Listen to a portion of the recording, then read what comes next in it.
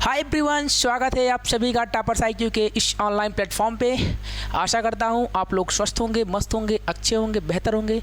जैसा कि हम आपको MTS के PYQ के साथ साथ MCQ की सीरीज़ को हम कंटिन्यूसली करा रहे थे, उसी के बेस्ड आज हम क्वेश्चनों को MTS एग्ज़ाम में जो पूछे गए प्रीवियस ईयर में, उन्हीं के बेस्ड हम आगे के क्वेश्चनों को अनवरत करते हुए क्लास की शुरुआत करते हैं। पहला क्वेश्चन है आपके, भारत सरकार अधिनियम 1935 ने निम्नलिखित से किस संस्थान की स्थापना नहीं की गई? क्या यहाँ पे ऑप्शन है नहीं किया गया। देखिए, मैंने आपको बताया था 1935 का अधिनियम, ये क्या था? ये था इसमें से 80% यानी भारतीय संविधान का सबसे ज़्यादा भाग किससे लिया गया है? तो ये भारत सरकार अधिनियम 1935 से लिया गया है। इसमें क्या क्या हुआ था? इसमें भारतीय रिजर्व बैंक की स्थापना किया गया था, राइट है। संघीय अदालत यानी संघीय अदालत की स्थापना 1935 के अधिनियम से हुई थी, लेकिन इसकी स्थापना 1937 में हुआ था। कब? 1937 में हुआ था। UPSC यानी संघीय लोक सेवा आयोग, संघीय लोक सेवा आयोग की स्थापना ये भारत सरकार अधिनियम 1935 के तहत ली आयोग। जब पूछेगा ली आयोग के तहत किसकी स्थापना किया गया, तो ली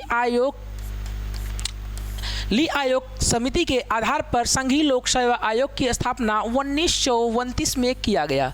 इस समय UPSC के जो हेड हैं, UPSC के हेड कौन है? संजय श्रीनेत। कौन? संजय श्रीनेत UPSC के हेड हैं। आपको इतनी बातें समझ में आई होगी। इसमें 1935 के अधिनियम में बताया गया है कि 2 या 2 से अधिक राज्यों के लिए, क्या 2 या 2 से अधिक राज्यों के लिए, अधिक राज्यों के लिए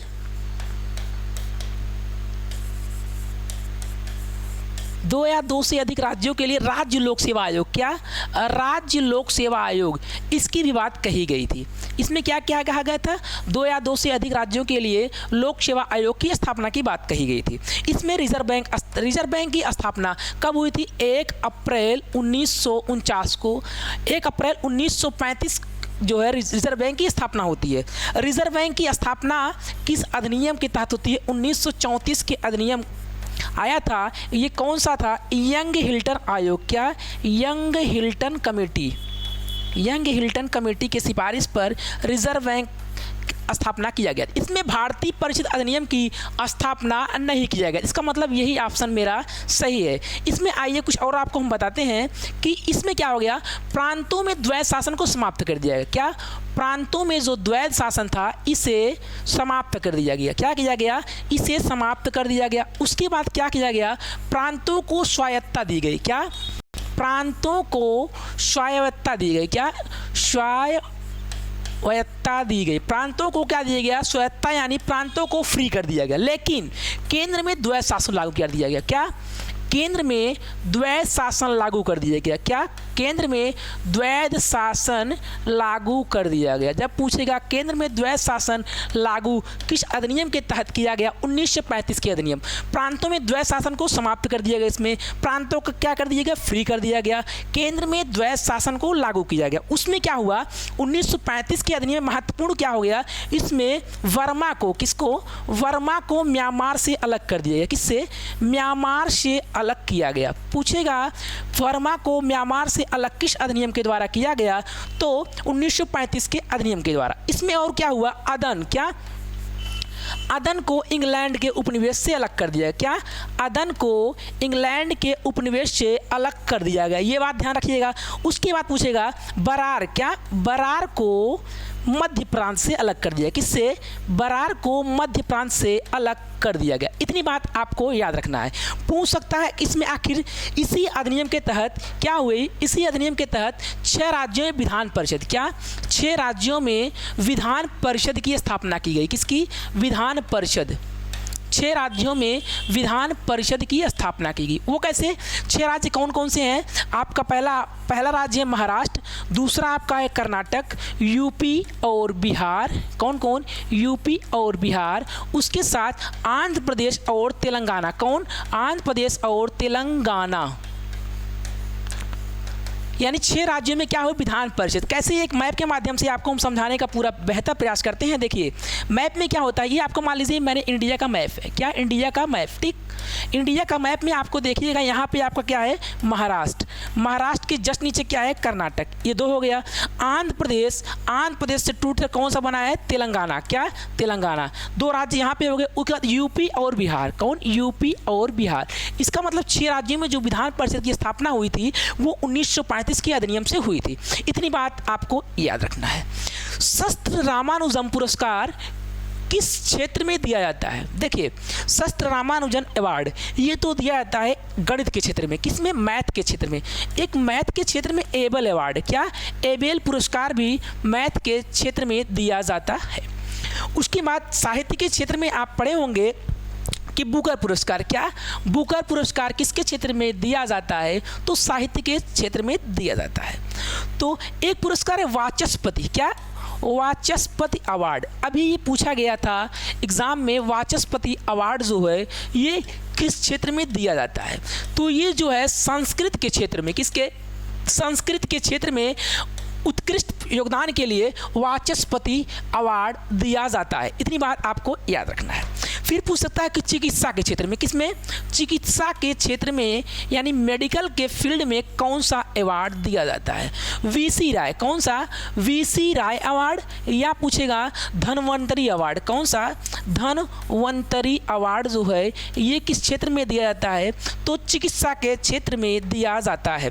उसके बाद आपसे पूछ सकता है तो खेल में अर्जुन अवार्ड, क्या अर्जुन अवार्ड ये किस क्षेत्र में दिया जाता है, तो अर्जुन अवार्ड ये जो खेल के खिलाड़ी होते हैं, कौन, खिलाड़ियों को दिया जाता है, खेल के खिलाड़ियों को अर्जुन अवार्ड दिया जाता है। लेकिन इसी में पूछ सकता है द्रोणाचार्य अवार्ड, बहुत माइनर डिफरेंट है, द्रोणाचार्य अवार्ड किस क्षेत्र में दिया जाता है, तो इसमें जो खेल के टीचर होते हैं यानी खेल के जो प्रशिक्षकों होते हैं, क्या प्रशिक्षकों को दिया जाता है, जो खेल के लिए बच्चों को ट्रेनिंग दिलवाते हैं उन्हें द्रोणाचार्य अवार्ड दिया जाता है। और कुछ अवार्ड हैं जैसे आपको रेमन मैग्सेसे अवार्ड, कौन सा, Ramon Magsaysay award, Magsaysay award ये किस क्षेत्र में दिया जाता है, तो आपको पता है ये पत्रकारिता, क्या पत्रकारिता के क्षेत्र में ये अवार्ड दिया जाता है। इसी को हम लोग एशिया का नोबेल पुरस्कार बोलते हैं, क्या एशिया का जो नोबेल होता है इसी को बोलते हैं। जब पूछेगा एशिया का नोबेल अवार्ड किसे बोलते हैं, तो रेमन मैग्सेसे अवार्ड। उसके बाद पूछ सकता है प्रित्जर अवार्ड, क्या प्रित्जर अवार्ड किस क्षेत्र में मिलता है, प्रित्जर अवार्ड, तो आपको बता दें प्रित्जर अवार्ड जो है ये पत्रकारिता के क्षेत्र में मिलता है। पुलित्जर अवार्ड, क्या पुलित्जर अवार्ड ये किस क्षेत्र में मिलता है। देखिए 2 चीज़ें हैं, एक है प्रित्जर, एक है पुलित्जर। देखिए जो आपका पुलित्जर अवार्ड है ये तो मिलता है पत्रकारिता के क्षेत्र में, किसके, पत्रकारिता के क्षेत्र में। लेकिन जो प्रित्जर अवार्ड है ये आपका मिलता है, प्रित्जर अवार्ड आर्किटेक्चर यानी वास्तुकला के क्षेत्र में, किसमें, वास्तुकला के क्षेत्र में ये मिलता है प्रित्जर अवार्ड। इतनी बात आपको याद रखना है। हमारा अगला इसमें क्या पूछता है कि नोबेल पुरस्कार, क्या नोबेल पुरस्कार किसने क्षेत्रों में मिलता है, तो बताना है कि नोबेल पुरस्कार ये 6 क्षेत्रों में मिलता है। लेकिन एक साल में कितने, 1 ईयर में कितने लोगों को नोबेल मिलता है, तो एक साल में मैक्सिमम 3 लोग को नोबेल दिया जाता है, इससे अधिक लोगों को नोबेल नहीं दिया जाता है।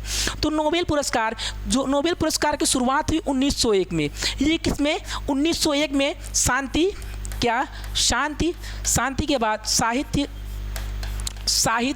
उसके साथ साथ चिकित्सा और भौतिक तथा रसायन, क्या चिकित्सा, भौतिक और रसायन, यानी 5 क्षेत्रों में तो 1901 में इसकी शुरुआत कर दी गई थी। लेकिन 1969 में, क्या 1969 में ये अर्थशास्त्र के क्षेत्र में, क्या अर्थशास्त्र के क्षेत्र में नोबेल किस सन में मिलता शुरू हो गया, 1969 या 1968 पूछता है एग्जाम में, जो पूछेगा ऑप्शन आप उसको देंगे। ये तो नोबेल के बारे में बात हो गई। उसके बाद आपसे क्वेश्चन पूछ सकता है कि आखिर साहित्य के क्षेत्र में, देखिए एक बुकर अवार्ड होता है, बुकर अवार्ड जो है ये साहित्य के क्षेत्र में दिए जाने वाला अवार्ड है। उसके बाद दादा साहब फाल्के अवार्ड, क्या पूछेगा कि दादा साहब जो फाल्के अवार्ड है, दादा साहेब फाल्के अवार्ड किस क्षेत्र में दिया जाता है? तो ये फिल्म के क्षेत्र में अच्छे प्रदर्शन के लिए दिया जाता है। ऑस्कर अवार्ड, क्या ऑस्कर अवार्ड जिसकी शुरुआत 1929 में हुई थी, ये भी फिल्म के क्षेत्र में बेहतर योगदान के लिए दिया जाता है।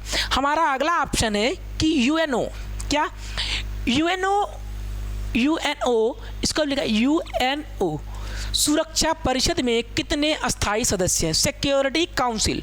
यूएनए के फुल फॉर्म पूछता है एग्जामिनेशन में, यूनाइटेड नेशन ऑर्गेनाइजेशन। क्या यूनाइटेड नेशन ऑर्गेनाइजेशन, क्या ऑर्गेनाइजेशन। ये आप किसकी फुल फॉर्म देख रहे हैं? ये है यूएनओ की full form, United Nation Organisation. इसकी स्थापना आखिर हुई कब थी? इसकी स्थापना हुई थी 24 अक्टूबर 1945 में। ये हुआ क्या था? देखो, जब प्रथम विश्व युद्ध हो रहा था, देखो जो फर्स्ट वर्ल्ड वार था, उस समय प्रथम विश्व युद्ध के समय में ये हुआ, जो 1914 से लेकर 1918 तक चला, उसमें 1919 में, क्या 1920 में, क्या 1920 में एक आयोग बनता है। क्या 1920 में एक आयोग बनता है, इसका मतलब राष्ट्र संघ। क्या बनता है? राष्ट्र संघ। इसमें यह कहा जाता है कि प्रथम विश्व युद्ध रोक जाए, उसके बाद अगला विश्व युद्ध न हो। लेकिन उसके बाद क्या होता है? सेकंड वर्ल्ड वार हो जाता है। सेकंड वर्ल्ड वार में क्या होता है? यूएनओ की स्थापना की थी। क्या यूनाइटेड नेशन ऑर्गेनाइजेशन की स्थापना होती है। क्यों? क्योंकि जो है इसके बाद थर्ड वर्ल्ड वार ना हो, थर्ड वर्ल्ड वार को रोकने के लिए यूएनओ की स्थापना किया जाता है। कब? 24 अक्टूबर 1945 को यूएनओ की स्थापना किया जाता है। तो यूएनओ की स्थापना के समय में पूछता है कि आखिर उस समय अमेरिका का राष्ट्रपति कौन था? तो रूजवेल्ट। क्या रूजवेल्ट उस समय अमेरिका का राष्ट्रपति था। अमेरिका का राष्ट्रपति कौन था? रूजवेल्ट। लेकिन विंस्टन चर्चिल जो था, विंस्टन चर्चिल, ये उस समय इंग्लैंड का प्रधानमंत्री था। इंग्लैंड का प्रधानमंत्री विंस्टन चर्चिल था। और यूएनओ यानी यूएनओ की स्थापना के समय रूजवेल्ट यूएसए का राष्ट्रपति था। इतनी बात आपको ध्यान में रखना है। फिर पूछ सकता है, आखिर यूएनए से संबंधित कुछ क्वेश्चन पूछता है कि यूएनओ में कितने कंट्री है। देखो, यूएनओ में जब यूएनओ बना था उस समय 50 देशों ने क्या किया था? हस्ताक्षर किया था। 50 देशों ने साइन किया था। लेकिन उसमें एक देश पोलैंड जो था, ये 91वां देश था, ये सबसे लास्ट में साइन किया था। किसने? सबसे लास्ट में। यूएनओ में इस समय मेंबर तो देखो, यूएनओ की स्थापना के समय मेंबर कितने थे? 193। 193वां जो लास्ट वाला है वो कौन था? South Sudan. कौन सा? साउथ सूडान यूएनओ का लास्ट वाला देश है। लेकिन इस समय यूएनओ का 194वां सदस्य कौन सा है? आपको बताना है कि फिलिस्तीन। कौन सा? फिलिस्तीन जो है यूएनओ का इस समय 194वां मेंबर बन चुका है। इतनी बात आपको यूएनओ के बारे में यहाँ से लर्न आउट करना है। देखिए, इसमें क्या क्या होता है? यूएनओ में कितने अंग हैं? यूएनओ के कुल मिला के कितने अंग हैं? 6 अंग हैं। टोटल कितने हैं? 6। कौन कौन सी? पहली है तो यूएनओ की महासभा। क्या? महासभा। इसी को बोलते हैं क्या? General assembly. क्या? General assembly. दूसरा क्या है? न्यास परिषद। क्या?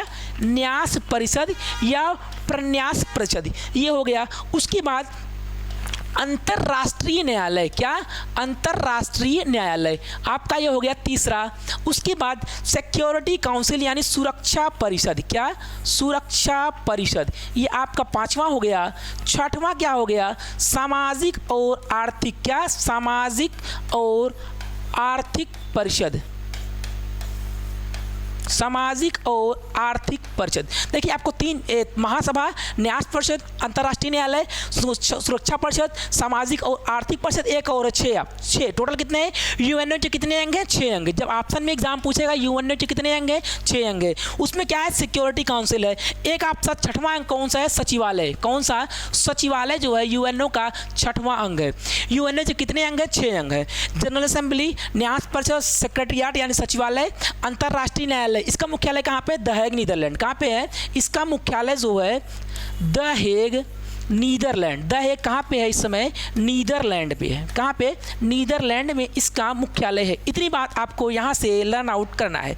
देखिए, जो इसमें जो सदस्य बने जाते हैं वो सदस्य का चयन तो महासभा करती है। क्या? सदस्य के जो सदस्य, इसमें मान लीजिए सूडान आने वाला है तो सूडान का जो चयन करेगी सिक्योरिटी काउंसिल करेगी, लेकिन उसका अनुमोदन करने का कार्य महासभा का होता है। किसका? महासभा का होता है। इसमें आपको बता दें, महासभा मैंने आपको बताया 193। यानी जितने देश 190 सदस्य जो हैं वो महासभा के सदस्य होंगे। ठीक, इतनी बात आपको याद रखना है। सुरक्षा परिषद में जो है 5+10, क्या 5+10 का रेशियो होता है। 5 जो होते हैं आपके ये अस्थाई सदस्य होते हैं, कौन से, परमानेंट होते हैं। 10 क्या होता है, अस्थाई सदस्य। कौन सा, अस्थाई सदस्य। देखिए मैंने आपको सामाजिक और आर्थिक परिषद, इसे बोलता है इकोसोक। क्या, इकोसोक। जब पूछेगा इकोसोक क्या है, economical council of social organisation and corporation, ये क्या है, इकोसोक। इसी के अंतर्गत कौन होता है, WTO आता है। WTO के बाद ILO आता है। ILO के बाद WHO आता है। क्या, WHO आता है। WHO के बाद WTO। जितने भी OC संगठन हैं सब किसमें आते हैं, सामाजिक और आर्थिक परिषद में आते हैं। देखिए उसका सचिवालय बता दिया मैंने, अंतर्राष्ट्रीय न्यायालय। अंतर्राष्ट्रीय न्यायालय में कितने जज होते हैं, तो 15 जज होते हैं। कितने, 15 जज होते हैं। इन सभी का कार्यकाल कितना होता है, 9 साल का। कितना, 9 साल का कार्यकाल होता है। जो इसकी महासभा होती है, क्या, महासभा के जो सदस्य होते हैं, देखो अस्थाई जो होते हैं इनका कार्यकाल तो फिक्स होता नहीं है, क्योंकि इनका कार्यकाल अनियमित मतलब अनंत होता है। तो अस्थाई जो कार्यकाल होता है 2 साल। कितने, हर 2 साल पे अस्थाई जो होते हैं ये चेंज होते रहते हैं। अस्थाई सदस्यों का कार्यकाल 1 साल, सॉरी कितने साल होता है, 1 साल अस्थाई सदस्यों का कार्यकाल होता है। यूनाइटेड नेशन के बारे में मैंने आपको इतनी बातें बता दिया। देखिए ऑप्शन में क्या है, UNO की सुरक्षा परिषद में कितने अस्थाई, अस्थाई तो 5 हो गए। अब अस्थाई कंट्री कौन कौन सी है, रूस का फेस, क्या रखना है, रूस का फेस। रूस का फेस यही आपका ट्रिक है। क्या है, रूस का फेस। रूस से ये आपका हो गया रूस, F से हो गया आपका फ्रांस, A से आपका हो गया अमेरिका, C से हो गया मेरा चाइना, क्या, चाइना, और E से हमारा आ जाएगा ऑप्शन E से हमारा इंग्लैंड। क्या, इंग्लैंड। यानी जब पूछेगा कि सिक्योरिटी काउंसिल में 5 सदस्य जो है, 5 सदस्यों को क्या प्राप्त है, इन 5 सदस्यों को वीटो पावर प्राप्त है। क्या, वीटो पावर। तो इसमें आप इसका ट्रिक क्या होगा, रूस का फेस, क्या याद रखना है, रूस का फेस। रूस से रूस, एक का तो साइलेंट है, F से फ्रांस, A से अमेरिका, C से चीनी और E से इंग्लैंड। उसके बाद क्या पूछता है, पूछ सकता है कि आखिर संयुक्त राष्ट्र संघ की क्या है, इसकी भाषा क्या है। देखिए संयुक्त राष्ट्र संघ यानी UNO में कितनी भाषाएं हैं, 6 भाषाएं हैं। कितनी भाषाएं, UNO में 6 भाषाएं। देखो इसका ट्रिक कैसे है, देखो इसका ट्रिक है यसार, यानी शाहरुख खान का फेस। किसका, शाहरुख खान का जो है फेस, FACE। ये शाहरुख खान, यसार से शाहरुख खान का फेस। यस से हो गया स्पेनिश, क्या, स्पेनिश। R से मेरा हो गया रसियन, क्या, रसियन। F से फ्रांसिस यानी फ्रांसिस हो गया। A से अमेरिकन। C से मेरा चीनी को, चीनी भाषा को हम लोग क्या बोलते हैं, मंदारिन भाषा। कौन सी, चीनी की नई भाषा इस समय कौन सी है, मंदारिन लैंग्वेज। उसका E से इंग्लैंड यानी अंग्रेजी, क्या, अंग्रेजी। UNO जो कितनी भाषाएं होंगी, 6। रूस, क्या, शाहरुख खान का फेस, SR का फेस, SR का face. Spanish, Russian, R for Russian, Spanish, Russian. France का साइलेंट है, फ्रांस, अमेरिकन, C से चीनी, E से इंग्लैंड। इतनी बात आपको याद रखना। देखो UNO के बारे में कुछ चीज़ें और यहाँ लीजिए।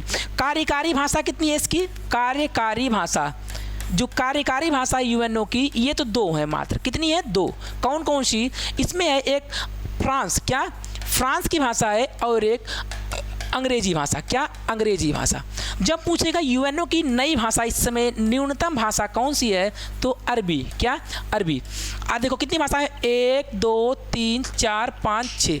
ऐसे क्या होगा हमारा अरबी, क्या, अरबी भाषा इस समय UNO की नवीनतम भाषा है। कौन सी, नवीनतम भाषा है। देखो अमेरिकन नहीं, यहाँ पे अरबी, स्पेनिश, रसियन, फ्रांसिस, अरबी, अंग्रेजी। क्या, यस से स्पेनिश, R से रसियन, F से फ्रांसिस, A से अरबी, C से चीनी मंदारिन, E से अंग्रेजी भाषा। इतनी बात आपको याद रखना है।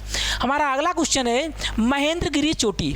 महेंद्रगिरी चोटी जो है ये कहाँ पे अवस्थित है, देखो पूर्वी घाट यानी जो भारत का मैप है ये आपका क्या होगा, ये हमारा हो गया पश्चिमी घाट। कौन सा, पश्चिमी घाट।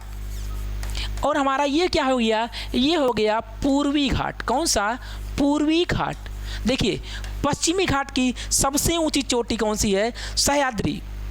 सह्याद्री जो है ये पश्चिमी घाट, जब पूछेगा पश्चिमी घाट को क्या बोलते हैं, सह्याद्री। पूर्वी घाट की सबसे ऊंची जो चोटी है ये महेंद्रगिरी है। क्या, महेंद्रगिरी ये पूर्वी घाट की सबसे ऊंची चोटी है। कहाँ पे है अवस्थित, उड़ीसा। कहाँ पे है, उड़ीसा। पूछेगा उड़ीसा का पहले क्या नाम था, तो बता दीजिएगा उत्कल। उत्कल उड़ीसा का पहले नाम था। ठीक, इतनी बात आपको यहाँ से याद है। जहाँ पे पूर्वी घाट और पश्चिमी घाट मिलते हैं उन्हीं को हम लोग क्या बोलते हैं, नीलगिरी पहाड़ी। क्या, नीलगिरी की पहाड़ी पर पूर्वी घाट और पश्चिमी घाट आपस में आकर के मिलन करते हैं। इतनी बात आपको यहाँ से याद रखना है। देखिए पूर्वी घाट पे स्थित कौन कौन से राज्य हैं, उड़ीसा है आपका, आंध्र प्रदेश है, उसके नीचे तमिलनाडु है। कितना, तमिलनाडु। देखिए महेंद्रगिरी चोटी कहाँ पे अवस्थित है, तो पूर्वी घाट पे। कहाँ पे, पूर्वी घाट में महेंद्रगिरी चोटी अवस्थित है। पश्चिमी घाट में कौन सी चोटी स्थित है, तो मैंने बताया पश्चिमी घाट में सह्याद्री। क्या, सह्याद्री। पश्चिमी घाट में कौन कौन से राज्य आ जाएंगे, आपका महाराष्ट्र आ जाएगा, महाराष्ट्र के नीचे कर्नाटका, केरला, ये सभी राज्य पश्चिमी घाट के अंतर्गत आते हैं। हमारा अगला क्वेश्चन है कि निम्नलिखित में कौन सी नदी कृष्णा है। क्या, कृष्णा। कौन सी नदी कृष्णा नदी की सहायक नदी नहीं है, सहायक नदी नहीं है। बहुत ध्यान से देखिएगा। तुंगभद्रा, मालप्रभा, मालप्रभा के बाद घाटप्रभा और अमरावती। देखिए जो अमरावती है ये इसकी सहायक नदी नहीं है। तुंगभद्रा, मालप्रभा, घाटप्रभा, प्रवरा, क्या, हाँ कृष्णा नदी की सहायक। देखो तुंगभद्रा, मालप्रभा, घाटप्रभा ये जो है कृष्णा नदी की सहायक नदियां हैं। अब उसके बाद और कुछ देखिएगा कृष्णा नदी के बारे में आपको हम बताते हैं कि आखिर कृष्ण जी का उद्गम, तो कृष्ण जी बहुत थे महान। क्या, महान थे, तो इसका मतलब महाबलेश्वर। क्या, महाबलेश्वर की जो पहाड़ी है यहाँ से कृष्णा नदी का उद्गम होता है। ये महाबलेश्वर की पहाड़ी कहाँ पे स्थित है, महाराष्ट्र में। महाराष्ट्र के महाबलेश्वर पर्वतमाला से कृष्णा नदी का उद्गम होता है। कृष्णा नदी की लंबाई कितनी है, 1465। क्या, 1465 किलोमीटर। ये हमारी किसकी लंबाई है, गोदावरी की लंबाई। क्या, गोदावरी की लंबाई है। देखिए गोदावरी के बारे में क्या क्या पूछ सकता है।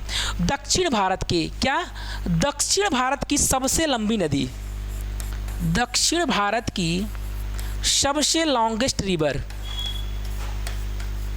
सबसे लंबी नदी कौन सी है, तो गोदावरी है। ठीक, गोदावरी को हम और क्या बोल सकते हैं, गोदावरी को कह सकते हैं वृद्ध गंगा। क्या, वृद्ध या बूढ़ी गंगा, वृद्ध या बूढ़ी गंगा गोदावरी नदी को कहा जाता है।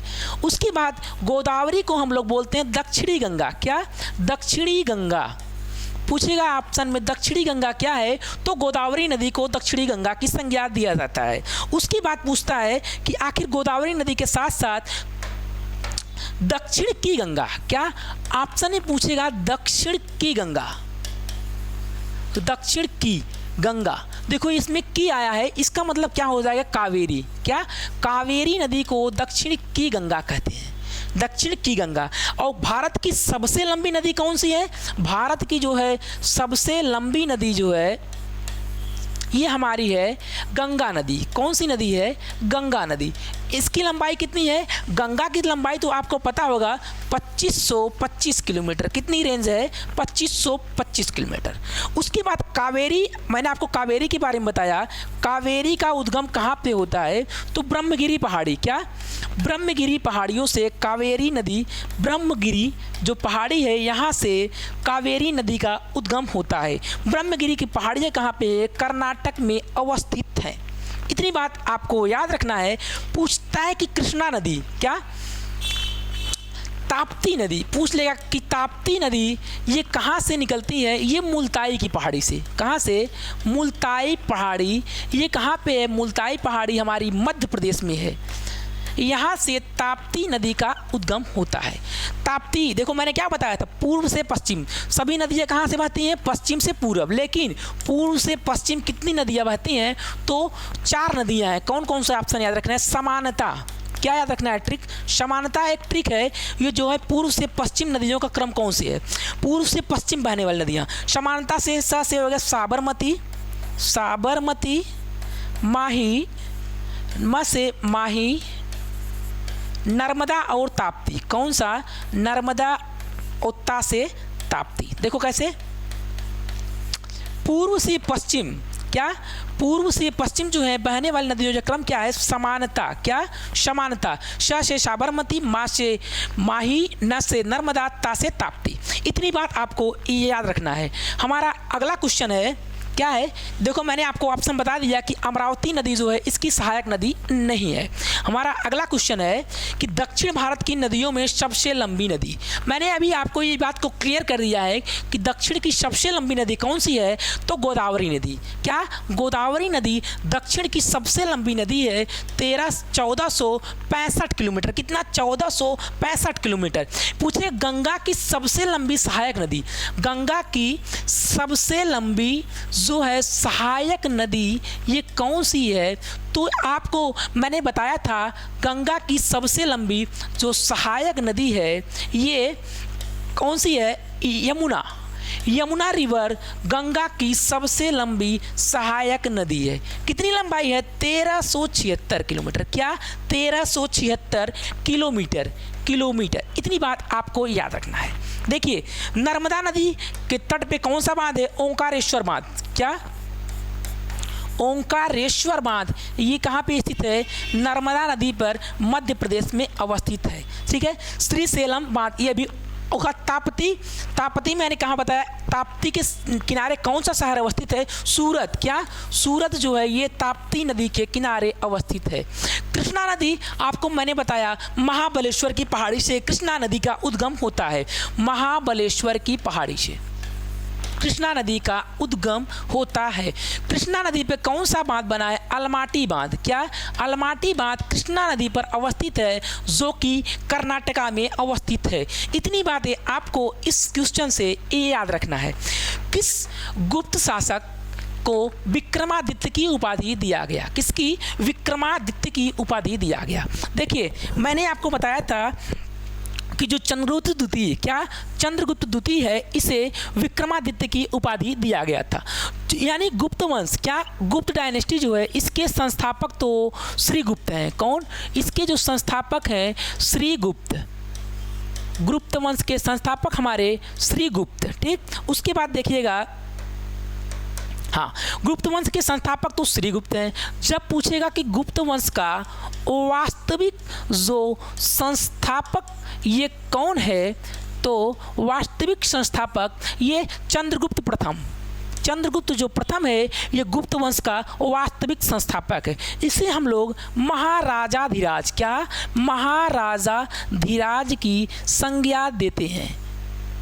महाराजाधिराज की संज्ञा देते हैं। उसके बाद स्कंदगुप्त के बारे में एरण अभिलेख पूछेगा।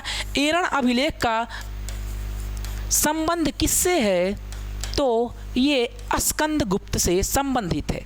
चंद्रगुप्त द्वितीय को विक्रमादित्य के साथ साथ इन्हीं के शासनकाल में कालिदास पूछेगा कि नवरत्न किनके दरबार में रहते थे?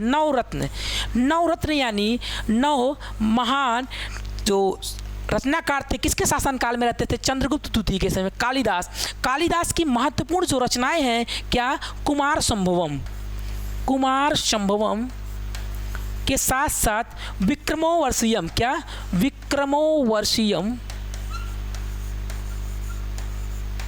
कुमार संभवम, विक्रमोर्वशीयम ये कालिदास की महत्वपूर्ण रचनाएं हैं। धन्वंतरी जो चिकित्सक थे, क्या? धन्वंतरी चिकित्सक जो थे ये क्या थे? एक चिकित्सक थे, आयुर्वेद चिकित्सक थे। ये भी कालिदास के दरबार में रहते थे। किसके? चंद्रगुप्त द्वितीय के दरबार में रहते थे। गुप्त वंश के संस्थापक आपको मैंने बता दिया था। फिर देखिए गुप्त वंश के बारे में पूछता है कि गुप्त वंश को क्या बोलते हैं? इसे स्वर्ण काल बोलते हैं। क्या? स्वर्ण काल बोलते हैं। क्यों? क्योंकि इसी के समय में स्थापत्य कला बहुत चरम सीमा पे थी। क्या? चरम सीमा पे थी। इसी में गुप्त वंश में ही क्या? रुपया, क्या? रुपया और दिनार, क्या? चांदी का टका। देखो रुपयक यानी रुपयक नामक सिक्का जो है ये किसके शासनकाल में चलाया गया? तो ये गुप्त शासनकाल में रुपयक यानी चांदी का रुपयक। क्या? चांदी का रुपया और सोने का टंका, सोने का टंका, ये किसके शासनकाल में चलाया गया? गुप्त शासनकाल में चलाया गया। इतनी बात आपको गुप्त शासनकाल के बारे में याद रखना है, ठीक है। हमारा समुद्रगुप्त क्या, देखो समुद्रगुप्त के बारे में कुछ जानकारी लेते चलिएगा। क्या क्या है? समुद्रगुप्त को क्या बोलते हैं? नेपोलियन। भारत का नेपोलियन पूछे, भारत का नेपोलियन पूछे, या तो कविराज, क्या पूछेगा? कविराज पूछेगा। ये किसको बोलते हैं? नेपोलियन और कविराज समुद्रगुप्त को बोलते हैं। भारत का नेपोलियन वीएस स्मिथ, क्या वीएस स्मिथ ने समुद्रगुप्त को भारत का नेपोलियन कहा गया था। समुद्रगुप्त का एक महत्वपूर्ण अभिलेख क्या है? एक जो हरिसेन, क्या हरिसेन ने क्या लिखा? प्रयाग प्रशस्ति, प्रयाग प्रशस्ति, प्रयाग प्रशस्ति। इसी को हम क्या बोलते हैं? इसी को हम बोलते हैं इलाहाबाद, क्या इलाहाबाद स्तंभ लेख, क्या इलाहाबाद स्तंभ लेख। इलाहाबाद स्तंभ लेख या प्रयाग प्रशस्ति में हरिसेन ने समुद्रगुप्त के विजयों का वर्णन किया है। तो विक्रमादित्य चंद्रगुप्त द्वितीय को कहते हैं। हमारा अगला क्वेश्चन है, कामरूप किसका प्राचीन नेम है? किसका प्राचीन नेम कामरूप किसका है? तो असम का जो प्राचीन नेम है ये तो कामरूप है। उड़ीसा का प्राचीन नेम मैंने आपको बताया उत्कल, क्या उत्कल। कुछ मैंने आपको महाजनपद के बारे में पिछली क्लासेस में बताया था कि आखिर महाजनपद कितने थे? 16 महाजनपद थे। टोटल कितने थे? 16 महाजनपद थे। जो बौद्ध धर्म का भगवती सूत्र है, क्या बौद्ध धर्म का अंगुत्तर निकाय, अंगुत्तर निकाय, इसमें किसकी, बौद्ध धर्म का जो अंगुत्तर निकाय है इसमें महाजनपद के बारे में जानकारी मिलती है। जैन धर्म का क्या, जैन धर्म, जैन धर्म का जो भगवती सूत्र है, कौन सा भगवती सूत्र है, इसमें महाजनपद काल के बारे में वर्णन किया गया है। देखिए महाजनपद काल कितने थे? 16। टोटल कितने थे? 16। 16 में आपको याद रखना है अस्मक, क्या अस्मक, इसका अस्मक का क्या होगा? पोटली या पोतिन, क्या पोतली या पोतिन। इसकी राजधानी क्या थी? पोटली या पोतिन थी। उसके बाद अंग जनपद की राजधानी क्या थी? अंग जनपद की राजधानी चंपा, चंपा। इंद्रप्रस्थ पूछेगा, इंद्रप्रस्थ किसकी राजधानी थी? विराटनगर, किसकी? विराटनगर। आपको पता होगा कि इंद्रप्रस्थ किसका पुराना नाम था? तो इंद्रप्रस्थ जो है ये हमारा दिल्ली, किसका? दिल्ली का ओल्ड नेम था। इतनी बात आपको यहाँ से याद रखना है। हमारा अगला क्वेश्चन है कि भारत का प्रथम नागरिक किसे कहते हैं? क्या भारत का प्रथम नागरिक किसे कहते हैं? तो भारत का जो प्रथम नागरिक है हमारा राष्ट्रपति, जो भारत का राष्ट्रपति होता है ये भारत का प्रथम नागरिक होता है। मैंने आपको राष्ट्रपति के बारे में एक ट्रिक बताया था, क्या पकानिको का द्वयोदशम। आपको याद होगा पकानिको का द्वयोदशम, क्या द्वयोदशम, ठीक। देखिए प से हो गया राष्ट्रपति का पद। मैंने क्या बताया था? राष्ट्रपति का पद कहाँ से लिया गया है? तो ब्रिटेन से। ब्रिटेन से हमारा कहाँ से आया है? ब्रिटेन से राष्ट्रपति का पद आया है। आर्टिकल नंबर 52 हो गया। का से क्या हो गया? कार्यपालिका का हेड होगा, किसका? राष्ट्रपति कार्यपालिका का हेड होगा। 19 से निर्वाचन, क्या राष्ट्रपति का निर्वाचन, मैंने आपको बताया कि जो राष्ट्रपति का निर्वाचन होगा आर्टिकल नंबर 54 के तहत होगा। कोटा यानी निर्वाचन की रीति कैसे होगी, पद्धति कैसे होगी, ये आर्टिकल नंबर 55 के अंतर्गत बताया गया है। कार्यकाल 56, दू से दोबारा निर्वाचन, यो से योग्यताएं, द से दशाएं, श से शर्तें, म से महाभियोग। यानी महाभियोग किसमें है? Article number 61। आर्टिकल नंबर 61 में हमारा महाभियोग है। जब पूछेगा दशाएं, राष्ट्रपति के चुनाव की क्या क्या दशाएं हैं, तो आपको बताएंगे दशाएं जो हैं 61 एक कम 60 हो गया, ये हमारा हो गया 59। किसमें? 50। 60 में क्या बताया गया है? शपथ। 60 में किसका जिक्र किया गया है? शपथ। ये तो हमारी राष्ट्रपति के बारे में इतनी बातें मैंने आपको बता दिया था। राष्ट्रपति के चुनाव में मैंने क्या बताया था? निर्वाचन कैसे होगा? राष्ट्रपति का जो निर्वाचन होगा एकल संक्रमणीय मत पद्धति से। किसके? एकल संक्रमणीय मत पद्धति, क्या मत पद्धति के द्वारा ये जो है राष्ट्रपति का निर्वाचन होगा। राष्ट्रपति के निर्वाचन में कौन कौन भाग लेंगे, तो मैंने बताया था लोकसभा, इसके साथ साथ राज्यसभा और विधानसभा। क्या? विधानसभा। लोकसभा, राज्यसभा और विधानसभा के सदस्य जो हैं भाग लेंगे, लेकिन केवल निर्वाचित सदस्य, यानी इसमें मनोनीत सदस्य भाग नहीं लेंगे। क्या? मनोनीत सदस्य भाग नहीं लेंगे। राष्ट्रपति के बारे में मैंने आपको एक पॉइंट और बताया था कि इसमें 15,000 की जमानत राशि होनी चाहिए। उसके बाद 50 प्रस्तावक, कितने? 50 प्रस्तावक होने चाहिए और 50 हमारे अनुमोदक। कौन? 50 अनुमोदक होने चाहिए। उसके बाद राष्ट्रपति का जो कार्यकाल होता है, टेन्योर कितना होता है? 5 साल। राष्ट्रपति का जो काल होता है 5 साल का कार्यकाल होता है। इनका पेमेंट कितना होता है? 1,50,000 ये राष्ट्रपति का पेमेंट होता है। ठीक, सॉरी यहाँ पे राष्ट्रपति का पेमेंट कितना होता है? 5 लाख। कितना? 5 लाख राष्ट्रपति का पेमेंट होता है। इतनी बात राष्ट्रपति के बारे में याद रखना है। कुछ बातें राष्ट्रपति के बारे में और है। क्या? भारत का राष्ट्रपति के बारे में कुछ बातें और क्या क्या है। भारत के पहले राष्ट्रपति डॉक्टर राजेंद्र प्रसाद। जब पूछेगा कि पहले राष्ट्रपति कौन से हैं, राजेंद्र प्रसाद। राजेंद्र प्रसाद राष्ट्रपति के रूप में सबसे बड़ा कार्यकाल किसी का था? राजेंद्र प्रसाद का था। 1950 से लेकर के 1962 तक था। ये जो है 1962 में इन्हें क्या मिला था? 1962 में इन्हें भारत रत्न दिया गया था। क्या? भारत रत्न पहले 1962 में दिया गया था। उसके बाद कुछ बातें आपको हम और बता सकते हैं। देखिए, राष्ट्रपति के बारे में कुछ बातें और ध्यान दीजिएगा। उसके बाद देखिए, पहले तो हो गए राधा कृष्णन हो गए। पूछेगा पहले कार्यवाहक राष्ट्रपति। कार्यवाहक राष्ट्रपति ये चीज़ पूछ सकता है। चलिए, आपको एक दिन हम अच्छे तरीके से राष्ट्रपति के बारे में सब कुछ डिटेल्स में बताएंगे। ठीक है, हमारा अगला क्वेश्चन कहाँ पहुँचे थे? हाँ, दिल्ली का सुल्तान। दिल्ली का सुल्तान जो भारत में नहरों के नेटवर्क के लिए प्रसिद्ध था। किसके लिए? नहरों के लिए प्रसिद्ध था। तो जो दिल्ली का सुल्तान था फिरोज शाह तुगलक। क्या? FST, ये तो इसी को बोलते हैं पागल सुल्तान। क्या? फिरोज शाह तुगलक। ये नहरों का जाल बिछाने के लिए बहुत फेमस था। इसके समय कृषि व्यवस्था जो है बहुत चरम सीमा पे थी। कहाँ पे? चरम सीमा थी।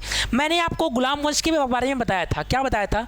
मैंने एक ट्रिक बताया था, गुल खिले तो सांस लो। गुल खिले तो सांस लो। आपको मैंने एक ट्रिक बताया था। दिल्ली सल्तनत पे कितने राजवंशों ने राज किया? 5 राजवंशों में राज किया। कितने? 5 राजवंशों में। गु से मेरा गुलाब वंश, गुलाम वंश, लोधी वंश, गुलाम वंश, खिलजी वंश, तू से तुगलक वंश, उसके बाद सा से सैयद वंश और लो से मेरा क्या हो गया? लोधी वंश। कितने राजवंश हुए? 5 राजवंश। क्या क्या हुए? गुलाम वंश, गुल मतलब हो गया गुलाम हो गया, खी से खिलजी, तो से तुगलक, सा से सैयद, लो से लोधी। इसके संस्थापक पूछता है कभी कभी कौन कौन से इसके संस्थापक हैं? तो ऐबक कुतुबुद्दीन ऐबक क्या था? गुलाम वंश का संस्थापक।